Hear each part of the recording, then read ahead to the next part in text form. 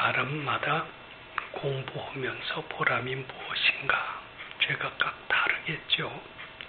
소원 성취하는 보람, 또 행복해지는 보람, 여러 가지가 있겠습니다만은 저 자신한테 보람을 그렇게 묻는다면은 공부의 최대의 보람은 철이 조금 들어가는 것이 최대의 보람인 것 같습니다. 과거에도 그렇게 느꼈고 지금도 그렇게 느끼고 있습니다.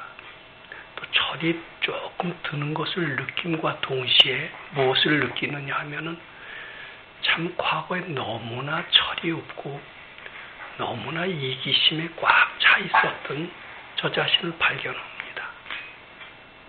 발견과 동시에 너무 철이 없었구나. 그것을 느끼고요.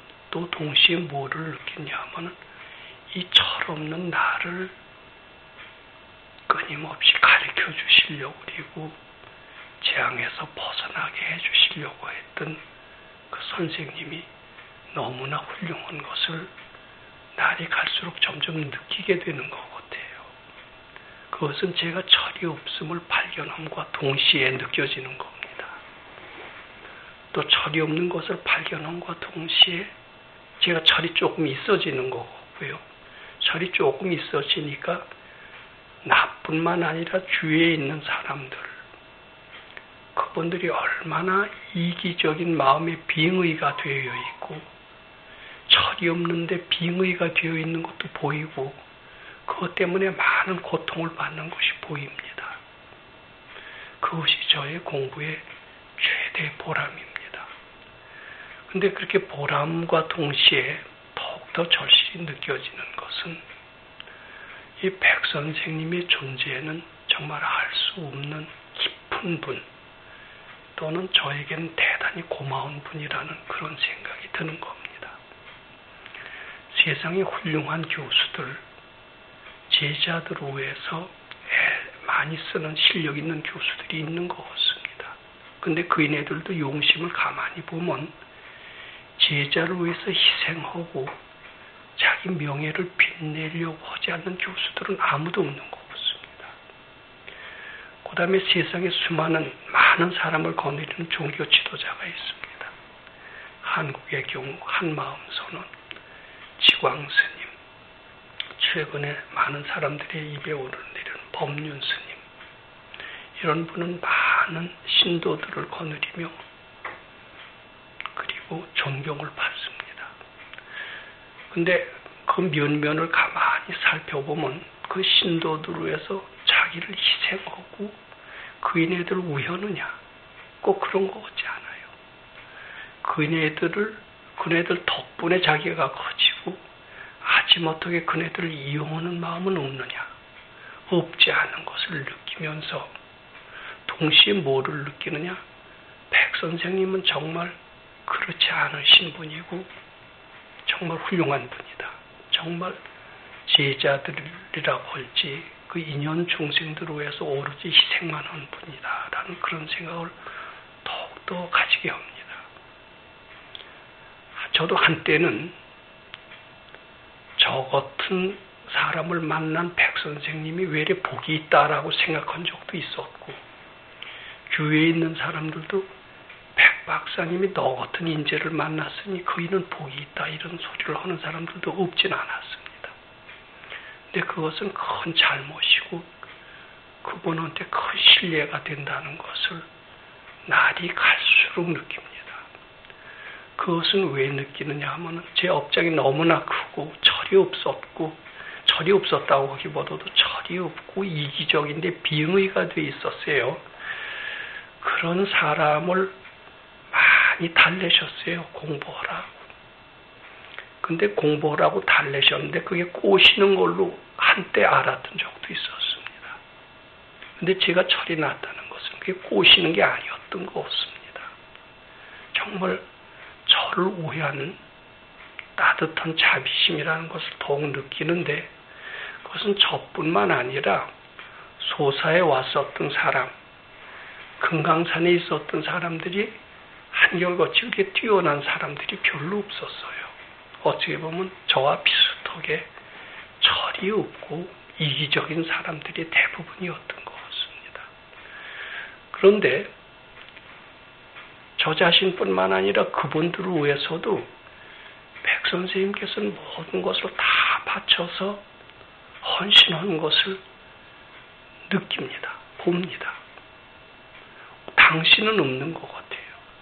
그분은 교세를 얼마든지 확장할 수도 있고 많은 신도를 거느리실 수 있는 실력이 있음에도 불구하고 그런 것은 하나도 안 했고 주어진 일에만 최선을 다했고 세상에서는 아무리 별 볼 일 없는 사람이다 그래도 인연이 닿아지면은 그 일을 위해서 정말 정성을 다하는 것을 하나하나 느낍니다. 그러면서 예전에 이런 말이 있습니다. 이 보살이라는 것은 참 별 볼 일 없는 노인네. 별 볼 일 없는 노인들을 위해서도 일생을 바친대요. 요새 얼마나 세상이 험악한 세상입니까? 자기 이해타산이 조금도 맞지 않으면 다 갚버리고 정말 무서운 세상입니다만은 아무 이익이 되지 않는 그런 노인네를 위해서 일생을 바칠 수 있는 그건 책에서 읽은 겁니다. 그게 보살이래요. 그래서 제가 그 백선생 이렇게 쭉 지난 거 이렇게 보고 그 제자들한테 얘기 듣고 이렇게 보면 백선생님한테서 정말 보살이라는 것이 무엇인가, 책에서만 읽었던 보살이 무엇인가 하는 것을 느끼게 됩니다. 나는 없고 오로지 상대가 잘 되는 것만을 위하는 그러한 사람, 그것이 보살인 것 같은데 이름만 들었지 그런 사람이 우리 구경할 수가 없었는데 제가 참 행운인 것 같아요. 그런 분을 만나서 오랫동안 공부할 수 있다는 것은 무척 참 정말 백선생님 표현대로 복이 많이 있었던 것 같습니다. 그렇게 깨달은 것도 어떻게 보면 이제 철이 난 거나 다름없습니다. 그러면서 정말 자비가 무엇이고 지혜가 무엇이고 보살이 무엇이고 이것을 새롭게 알고 소승불교가 무엇이고 대승불교가 무엇이고 그게 문자로만 알았지 실제로는 몰랐는데 실제로 좀 느끼게 되는 것 같습니다. 그리고 이제 포교의 방법에 대해서도 어느 정도 알 수 있을 것 같아요. 많은 사람들은 기독교건 불교건 자기네 교세를 넓히기 위해서 포교합니다. 많은 종교인들은 자비를 베푸지만 그 자비 속에는 자기 교세를 넓히기 위한 위장된 자비가 대부분인 것 같습니다. 정말 다 종교인을 위해서 희생할 수 있는 그런 종교인이 어디 있겠어요? 불교인을 위해서 희생할 수 있는 기독교인은 아무도 없고 기독교인을 위해서 희생할 수 있는 불교인 또한 아무도 없습니다. 그럼 앞으로 우리의 포교 방침은 어떠해야 되느냐? 우리의 교세를 크게 하기 위한 포교는 바람직하지 않습니다. 상대가 정말 재앙에서 벗어나고 그네들이 행복한 삶을 살고 그네들이 유능해지고 그네들이 나아가서 밝아지는 그러한 가르침, 그것이 금강경에 있습니다. 그것을 그네들을 위해서 전달해 줄 뿐이지 그것을 갖고 우리 법당에 와라, 여기 모여라 이러지 않아야 됩니다. 이것이 백박사님식의 포교고 그런 포교를 할 때 그네들도 행복해지지만 진정으로 우리가 깊어집니다. 그래서 요번에 참 초파이를 이렇게 만나면서 최근에 백 박사님이 유족이 세상을 떠났다는 얘기를 들으면서 제가 보기엔 참 별 볼 일 없는 범부 수준만도 못한 그런 유족들을 위해서 백 박사님이 얼마나 정성을 다하셨나.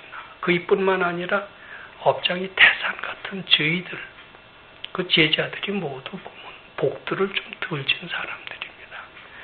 그분들을 위해서 얼마나 정성을 바치셨나 이런 것을 느끼면서 참 이제 좀 철든 소리를 하게 되는 것 같습니다. 도인은 알 수 없습니다. 보살은 알 수 없습니다. 부처님 더더욱 알 수 없습니다. 우리는 근데 다 자기 자아대로 재면서 잘난 척합니다. 우리 자기 업장이 태산 같은 줄 알고 참여하면서 부처님 15원 공부를